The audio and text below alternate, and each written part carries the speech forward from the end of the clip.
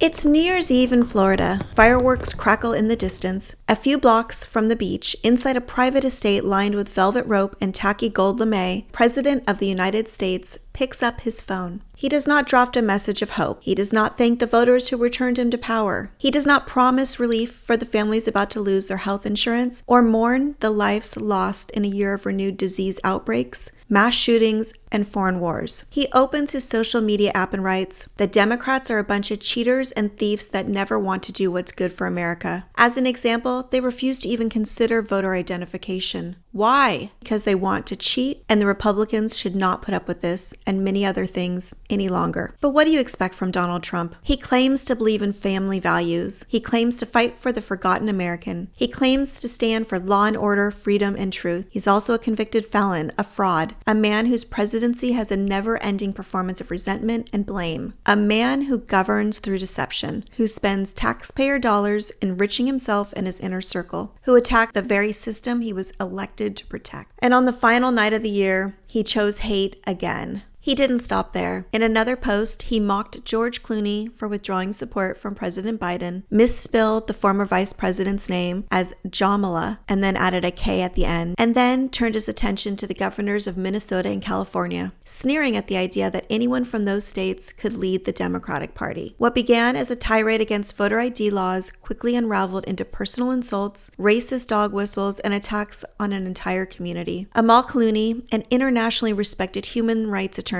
who has risked her life defending journalists and war crime victims, was reduced to a punchline. Somali Americans were indirectly smeared through the comments in Minnesota. It wasn't just incoherent, it was deliberate and it was ugly, and it came from the President of the United States. This is how Trump ends the year. Not with grace or a message of unity, not with hopes to build, fix, or protect in the year to come, but with more lies and scapegoating. And while some will dismiss it as just another unhinged rant, this is not harmless. This is the top elected official in the country using his platform to manufacture enemies and stoke division at the precise moment he should be showing restraint and leadership. There's no plan to heal the country because Trump doesn't want healing. There's only chaos. That is his strategy. And while he posts from the safety of his fortress, real people are suffering under the policies and systems his administration continues to dismantle. In the past year alone, we've watched Trump's allies in Congress block the extension of the ACA subsidies, which means that by this time next week, over 200 million Americans could see their health insurance premiums double or triple. This is not a theoretical debate about healthcare policy. This is people losing access to their doctors, and Trump doesn't care. He never has. His latest statement on health policy? No more money to fat cat insurance companies. The money must go directly to the people to buy their own health care. You know, that sounds fair until you realize it's just another lie. Stripping subsidies from insurers doesn't help working families. It just gives insurance companies more freedom to jack up prices with no guardrails in place. He's not fighting for the American people. He's fighting for a narrative, one that keeps people angry, misinformed, and exhausted. And then there's the fallout from Trump appointing RFK Jr., the man with a long, well-documented history of vaccine disinformation, to lead the nation's health infrastructure. Now we're seeing the consequences. Measles cases in the United States have hit their highest level in more than 30 years. Over 2,000 confirmed infections. 3 deaths. And the numbers are still rising. Nearly all cases are in people who are unvaccinated. This was not a surprise. It was the logical outcome of handing over a public health system to someone who has spent decades undermining it. Measles was once eliminated in the country, but now, because of choices made by people who value political loyalty over medical science, we're on the verge of losing that eradication status. They knew that would happen. They did it anyways, and the suffering of children is just another acceptable cost to them. It doesn't stop there. As of December 24th, 2025, the U.S. Postal Service no longer guarantees that mail dropped off on time will be postmarked the same day. This is not a minor clerical change. This is a deliberate shift that affects millions of ballots, tax filings, legal documents, and bill payments every year. Voters who rely on postmarks to prove their ballots were cast on time now may find themselves disenfranchised by a delay in mail sorting. The people most likely to be harmed by this? The low-income Americans, disabled voters, elderly residents in rural areas, and shift workers who vote by mail because they can't take time off. This is how modern authoritarianism works. It doesn't always break the law. It rewrites the rules just enough to tilt the system. And as the year ends, another quiet cruelty is being set into motion. The Trump administration has announced it is freezing childcare funds to all states until they prove additional verification and administrative data about their programs. The harm this will cause is immeasurable. The scale of it is something I haven't even fully wrapped my head around yet. No doubt this will trigger multiple lawsuits, and like so many of you, I'm holding out hope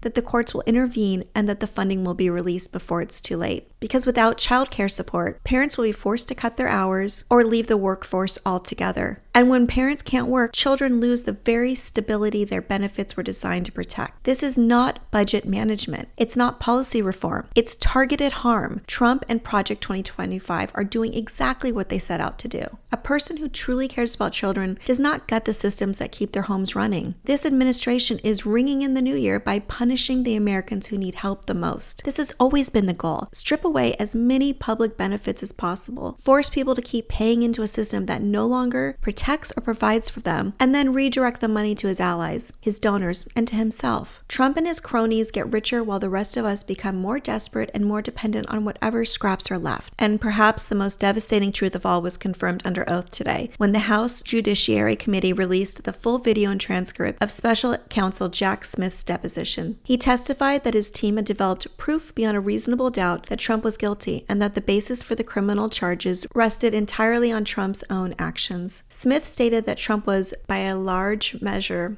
the most culpable and most responsible person for this conspiracy, and that the attack that happened at the Capitol does not happen without him. The cases were dropped not because the evidence was weak, but because Trump was reelected and the DOJ policy shields sitting presidents from prosecution. The president knowingly spread lies about election fraud, directed fake electors to submit false certifications, encouraged violence against his own vice president, and then tried to delay certification even after the Capitol was attacked and was declared above prosecution because of his position. This is the real fraud, not the kind Trump screams about in all caps, the governing by deception kind. And on New Year's Eve, with the whole world watching, he reminded us exactly who he is. He is not the solution. He is the scam. He is the one thing he's spent his whole life accusing others of being. So if you're wondering where we are at the start of this new year, here it is. We are living inside the playbook of Project 2025. We are watching the government be reshaped from within, and we are being ruled by a man whose only true talent is manipulation. And I'll be honest with you, I'm angry. I've been holding it back, trying to stay focused, trying to stay calm. But I'm watching more and more people get hurt by this. I'm watching families lose health insurance, children get sick, public money funneled to the wealthy, and I've had enough. If you've seen my earlier videos, you can probably see it when I'm speaking. I'm not hiding it anymore. It's no longer speculation. The harm this administration is doing is costing lives. But that anger is also fueling something else.